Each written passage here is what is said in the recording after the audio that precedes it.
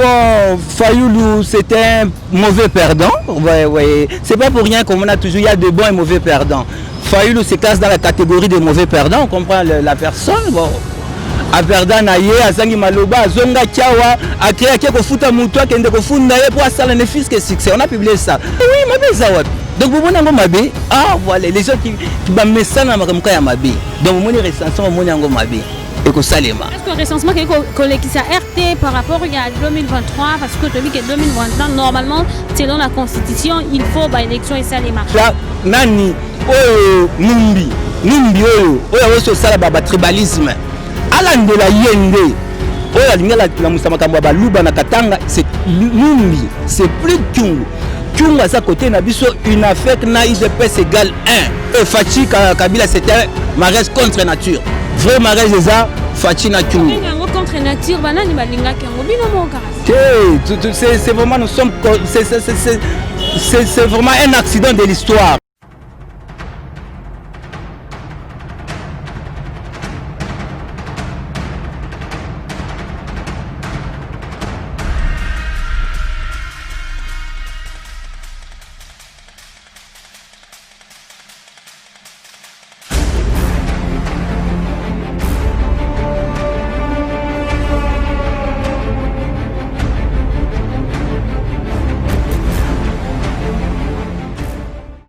Internautes, mesdames et messieurs, bonjour, bienvenue dans ce nouveau numéro de Parlons-en, une émission socio-politique culturelle présentée par Doriane, autrement dit, la fille intelligente. Merci parce que vous êtes nombreux, scotchés branchés, pour suivre cette émission. Dès qu'on devra toujours vous informer, c'est notre devoir.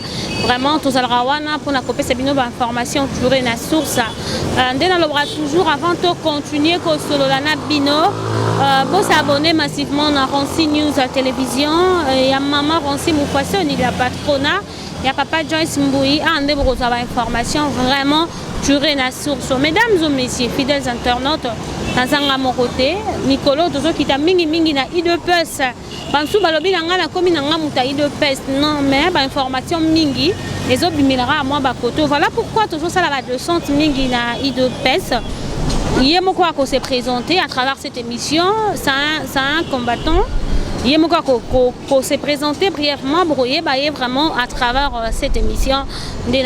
Toujours à là vraiment, tout le monde prophétie et bimi, ban de Kodeni, les prophète, prophète de la nation par rapport à 2023 que le président ou le prédécesseur président Kabila à cause de la retour on a pouvoir. Donc Nzambe a lobby, rien à commenter, mais toko solo lango et puis toko solo la makambo ango ikasanjwa zo singa tribunal international par rapport à makambo ya batribi confié à batribi où ça daté de longtemps on ndeko Kyungu azalaki déjà nani gouverneur à l'époque azongi susu ba rankine wana toko solo lango vraiment toko solo la pe makambo ya recensement eza ko nungana. On va toujours pouvoir jusqu'à ce que Jésus-Christ revienne. Midi à 14h. Vraiment, donc, on a mon côté, je suis avec quelqu'un. On a l'ingé à se présenter brièvement. Je dis bonjour et bienvenue. Bonjour. Boni papa. Ah, madame, vraiment, qui te mingi. Et c'est un roman dans le plateau d'habitude à Parlons-en. Voilà. Ok, mais c'est comme Kassi. Bon, je peux commencer d'abord par me présenter. D'abord, avant de se présenter, oui. Moi, un mot gentil dans les téléspectateurs, dans les internautes, dans les moi, les étant que moi, par rapport à l'émission. En tout cas, l'émission qui toko, la chaîne Oyo, des chaînes à Kosenga, na Balandinyoso, s'abonner massivement à la chaîne Oyo. Oyo, Bosolo, Yango Oyo. Solo, vraiment, on a combattant, mais en dehors il y a qui combattant. On a bien mis ça là sur Salaka. Je crois que Netolobaki c'est un combattant, mais en dehors on a la combattant, on a la sur Salaka et Torolingaye, pourquoi c'est présenté brièvement avant tout solo là et papa moi présenté. Je suis rédacteur en chef il y a Info des combattants et ça journal Zolobela Makamboya parti. Na Makamboya président de la République, relation entre partis na base, relation entre partis na ba fédération, ba cellule, ainsi de suite. Ozolobela Makamboya ba ministre na biso mandataire uniquement de pona bana mboka bayeba nini musala nini fachazo sala na mboka oyo makamkara ya IDPS. Bon oui presque IDPS na ya mboka pe to lobela oyo benza ezo toucher biso bezo toucher développement ya mboka neti ba loi ya mabe ye par exemple mutu musala linga bunisa mokonzi ya mboka de to lobeli en quelque sorte c'est ça donc tozo lobela ka ba biloko oyo ezo toucher biso bien ezo toucher évolution ya mboka en quelque sorte c'est en ce sens là. Merci beaucoup. Tout qui est une actualité, tout les cas. Maïma 2023, vous êtes des leaders de paix, vous êtes combattants. Aujourd'hui, il y a une prophétie qu'on a vu sur le prophète. Hein? Oui. Le prophète Denis Lessi à Monaki que 2023, le président ou les prédécesseurs, président Kabila, à cause de la pouvoir, point de vue et zanini par rapport à oui, oui, tu es Denis Lessi, maman. Denis Lessi, Kabila, c'est un fanatique. C'est quelqu'un qui ment. Cela ne sera jamais possible, maman. Comment on a dit faux. Je peux vous dire même, je viens de publier un article récemment, de publier les 4 bêtes de Daniel. 4 bêtes de Daniel, on a Ezali Daniel Amona qui a successeur à pouvoir. Même Kimbango Mona a successeur à pouvoir. Daniel de la Bible. Oui, de la Bible. Il a vu 4 bêtes. C'était un pouvoir qui s'est accompli selon 4 cycles. Ce qui est toqué en France, tout le monde a 4 dynasties régnantes. La première, c'était la dynastie des Mérovingiens, des Carolingiens, des Capétiens. Et il y a 4 Yamakas, c'est la dynastie, il y a Napoléon. Et il y a Makassi, comme Daniel a dit, que la 4e bête sera un monstre extrêmement puissant et fort. Tout le monde a succession à un monde. Babylone a régné, la Médo-Perse, Royaume Médo-Perse, la Grèce, Rome a été en tant que 4e plus puissant. Prophétie lobby que la 3e bête ce sera un léopard à 4 têtes et 4 ailes. Tout le monde a un système auto-ébissibino, 3e bazo s'est divisé en 4. Bazo répondre à la prophétie. Exemple, Grèce, 4 villes ont dominé la Grèce. La première ville à dominer c'était Athènes, puis Sparte, Thèbes et la Macédoine a dominé 4. Ça c'est la 3e bête. En France, 3e Capétien. Il y a eu les Capétiens directs, les Capétiens Valois, les Capétiens Zangoulême et les Capétiens Bourbon. 4 les sous. Tozongi na RDC. Tozana 4 langues nationales. Pouvoir et Banda, Nabakongo va dominer avec Kassavubu. Baïké Bangal avec Mobutu. 3e, les Swahili avec les 2 Kabila. Et puis, pouvoir 4e langue, Balou va jouer rôle, il y a 4e bête extrêmement puissant, le monstre. Donc, oui, c'est très puissant. Confirmant la prophétie. Il y a la 3e bête qu'on dit que ce sera un léopard à 4 têtes. On voit que l'AFD, les autres pouvoir, c'était une plateforme composée de 4 partis politiques. L'ADP de Benyamulenge, le CNRD de Kissa Sungandu, nous avons il y a Laurent Désiré, le PRP et le MLZ du commandant Massassou. 4. Tout le monde peut attendre, tout le monde les 4 vice-présidents. Tout ça, maman, que oui, réellement, tout le monde a un léopard à 4 têtes, tout le monde a un monstre puissant. Et que comme ça répond à un système prophétique, c'est que ce pouvoir-là ne veut pas chuter en 1 an, 2 ans. Jean-Marc Bazali prophétisé, poussé par un esprit, Jésus Akoya. Il répond à un système prophétique. Le pouvoir de l'IDPS ne chutera pas les lots de... En 2006, et là on a le Francis Kalombo. Leur pouvoir a été accompli par Mobutu. Les Bangala pouvoir de Zonga Simate, c'est Kabila qui reste au pouvoir. Bisonde, Kaka Bisonde, Francis Kalombo, Bisonde te remplacer Nani, Oyo, Nani Kabila. C'est ça que tu as vu maintenant, maman. Et ce genre de pouvoir. Par là, tu peux dire que prophétie, qu'on a vu sur Denis Lessi Lokuta. Lokuta, une certaine fanatique ne dit que moins 300 francs. Papa, Denis Lessi, Mikolo Kabila Zolomba, Soussouti, Maboko Kadena, Nezawana, pour mbongo combien vous contrôlez. Et ça, il y a bandai koto kate, Fatia Kangi tous les robinets, Régis des Oma et Zobi, Mali Soussouti. Les robinets parce que sur total par rapport à pouvoir bateau bazo simba côté à Makassi ce sont les gens de l'FCC. Ah bango be bazo kanga mebele bango kaka. Oko simba mekanga te Fati beton moi na Tshisekedi za kuna. Mawa trop même ngande na za boy. Mawe Si tu as Christian, maman n'a qu'à maman n'est que sous tout côté. On a bien moutou ma bé. C'est stratégique comme ato qui ce sont les gens de l'FCC. Pour y besoin de continuer.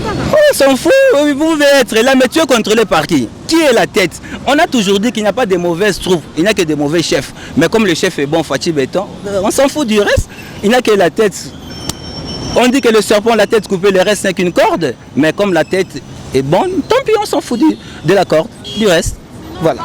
Le bazar continue coller là. Tout le monde dit que Martin Fayulu. À ce que c'est souci il y a vérité des urnes. Martin Fayulu a continué que la vérité des urnes. Malobi mboka et kozala bien dengenini. Tant que tricherie wane et kozala. Donc d'abord point de vue nayo. Nazo tang asus mai on dit que Martin Fayulu a lobby et puis je la recommande. Bon, Fayulu, c'est un mauvais perdant. Ouais. C'est pas pour rien qu'on a toujours, il y a de bons et mauvais perdants. Fayulu se classe dans la catégorie des mauvais perdants, on comprend la personne. Bon, a perdant naye, a zangi maloba, a zonga kiawa, a créé a keko futa moutoua, kende ko funda ye pour asala ne fils que succès. On a publié ça. J'ai mis les combattants en garde. Botika makambo ba kanga Fayulu, il sait ce qu'il fait. Heureusement, bon, coup de fil, ba pression totiaka. Beaucoup de fils et les likuna, botika ba makamwana, donc dosa besoin Fayulu ne cherche qu'on parle de Luc Negozolo bana et boy. Mais je ne vois même pas pourquoi nous devons parler de Fayulu, hein. Et ça qu'on fout là, ce qu'il cherche c'est ça. Alors on ne va pas lui donner l'occasion. On ne va pas lui donner l'occasion, mais on profite quand même de lire à ce qu'il a écrit sur Facebook naie à lobby. Tant que nous ne résoudrons pas de légitimité des institutions et de leurs animateurs, la paix et le développement seront utopiques, a-t-il dit monsieur Martin Fayulu. Mais le début là, je n'ai pas compris, il y a un peu de bruit. Vous pouvez lire le début juste. Tant que nous ne résoudrons pas de légitimité des institutions et de leurs animateurs, la paix et le développement seront utopiques en RDC. Bon, comme on a déjà résolu le problème de la légitimité. Fatih a été légitimé par la Cour constitutionnelle qui a confirmé le résultat du scrutin présidentiel. Nous voyons pas, on n'a pas besoin de revenir. Mais qu'il vient se faire foutre ce mec-là, on n'a pas besoin de lui. Mais il dit, le chien aboie, la caravane passe. On s'en fout. Qu'il parle comme qu'il veut, on s'en fout. Mais surtout qu'on répond en réalité, Fayulu c'est un moribond. Il se recherche vraiment une santé politique qu'il n'aura pas chez nous de ce côté. Qu'il a se débrouiller ailleurs, on s'en fout.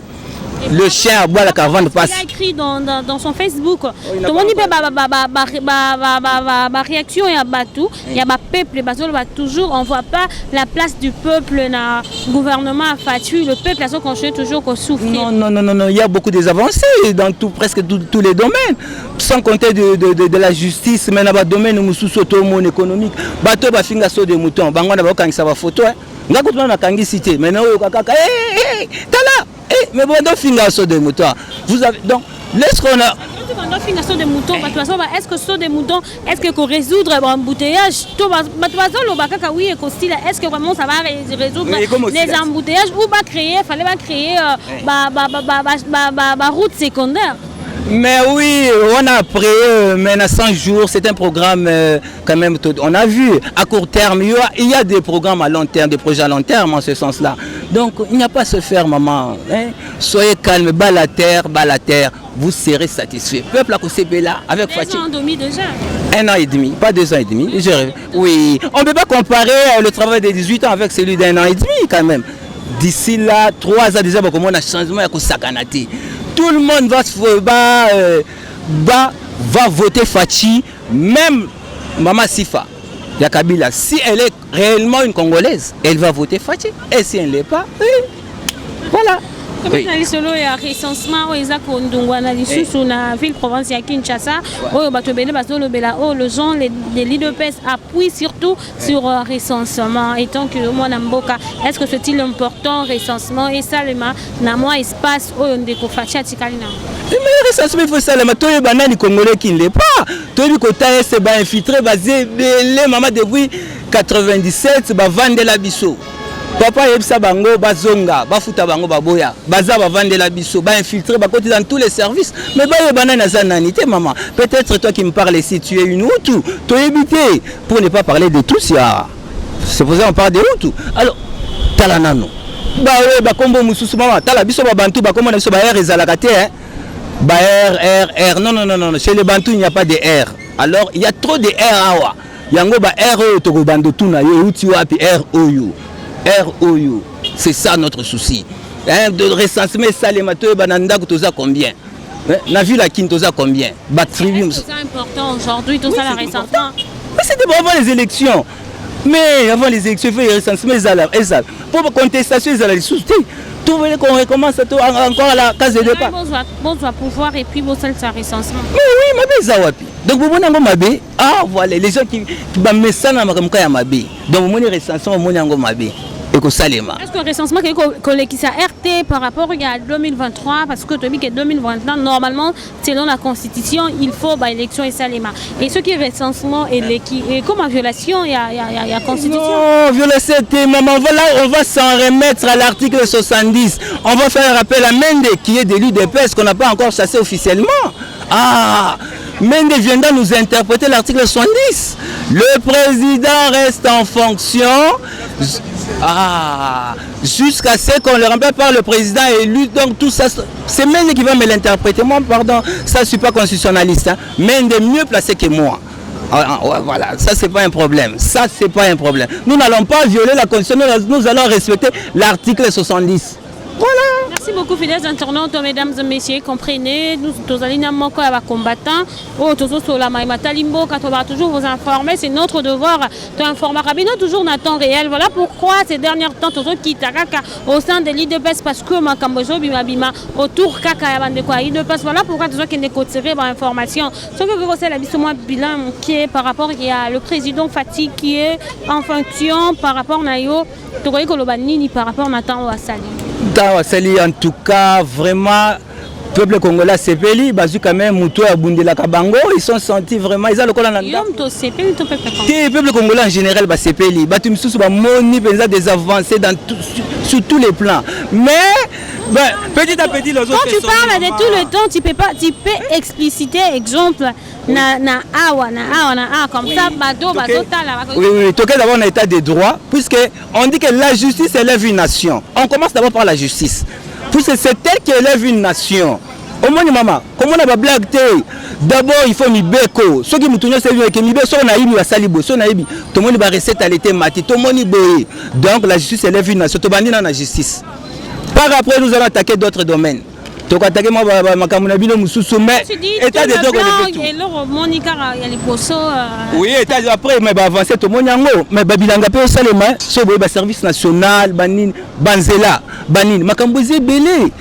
Même tant que ce que 20 h. On préfère Talakaka, compte tenu du temps, on a beaucoup à faire, on préfère abréger.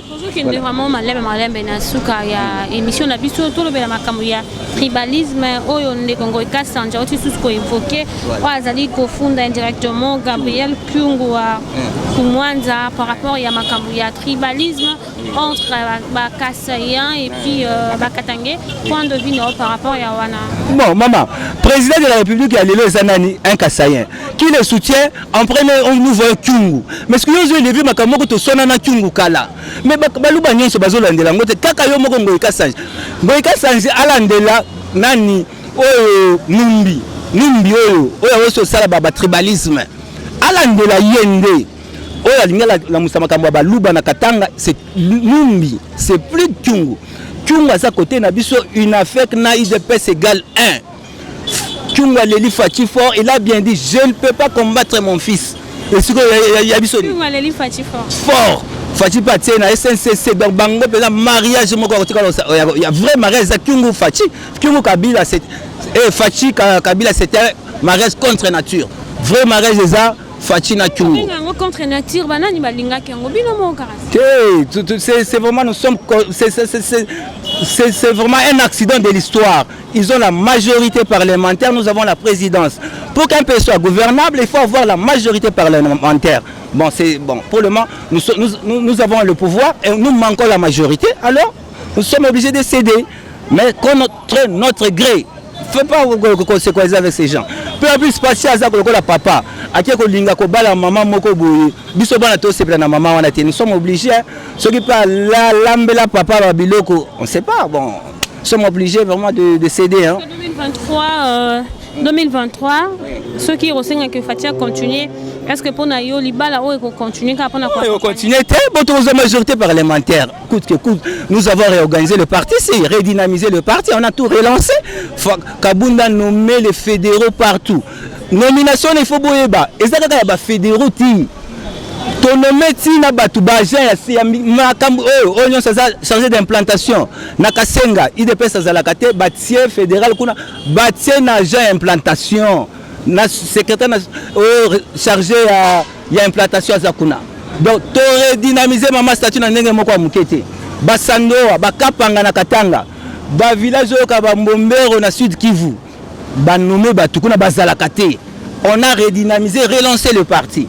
Cette fois-ci, comme on a majorité à 80% d'assemblée, on n'a pas besoin de se coaliser avec Ingakati. Kabila n'a qu'à se chercher notre mari en 2023. Fatia Olukama Simoussoussou. Il n'aura même pas besoin de Olukama Simoussoussou. Voilà. Un mot par rapport à parti politique, l'évolution des partis politiques, par rapport à livre, comment on peut expliquer. Voilà. Ouais, ça c'est info des combattants, c'est juste une sorte de bulletin d'information au sein du parti, de la base du parti. Quand même, c'est pas un journal à proprement parler, quand même. C'est là, donc ils ont ça un lien entre partis na base, entre partis na fédération, et qui na matadi, union c'est ça les miawa. Kabunda nommé, toeli si totindi tindi ba nomination on a partout. Moi-même, tous les Nabatou, tous les Nabatou basé Belé. Bon, une dizaine de personnes. Nous avons Jean-Luc Bahati, nous avons Kabeya Blaise. Donc nous sommes nombreux, très nombreux. Nous travaillons quand même pour le développement du parti, pour la communication, quoi. Voilà, pour la communication, l'information. Non, ça c'est les statuts du parti. Par exemple, je suis aussi archiviste. Ouais, bon. Je suis archiviste quand même du parti, je suis seul. Lorsque quelqu'un a besoin d'un livre, l'histoire de Tshisekedi en 2000, il avait fait ceci, il s'était fait soigner à tel hôpital, on va me suivre chez moi. Donc toute information possible concernant le parti, les archives, l'histoire, c'est moi qui les donne, voilà, en quelque sorte. Voilà. Merci beaucoup, nous sommes arrivés déjà à la fin de cette émission. Un mot aux téléspectateurs, dédicace na bandeko pe ba kolanda. Ok, bon, tout soutenir Fachi Beton avant tout le makamuna biso, to senga na bato. Pour la première fois, tu as quand même une na volonté de soutenir yé. Talaka bomino momona ki na bakabila oyo yeba ki pe ni lingala, ça même pas besoin ko yeba ngoti à long 18 ans durant, ça lui même pas effort. Mais tu as mwana mboka, muto abotami awa, muto na biso. Pona ko zwa biso, tu repères ça quand même numéro 087 85 64 718. Voilà, c'est le numéro. Bon, na makambo ya journal, mutaza besoin d'un journal akoya kakana UDPS na liboso ya permanence sawa. Je crois que c'est libana pe basa membre UDPS basa libana mboka pour avoir retrouvé journal bon ça. Bon, pour le moment to kotina nous na internet, il faut dire la vérité, mais tout ça les forts to kota, voilà. Pour le moment, c'est sur moi 2 semaines, je crois. Merci beaucoup. Merci beaucoup, fidèles internautes amoureux de cette émission. D'être toujours vous informer. C'est notre devoir. Toi qui as la information. Merci à Diego derrière la caméra. Merci à vous, fidèles internautes. Oh, vous êtes nombreux que tu branché pour suivre cette émission. Nous sommes arrivés déjà à la fin de cette émission. Quant à moi, je vous dis déjà au revoir et à la prochaine. Bye.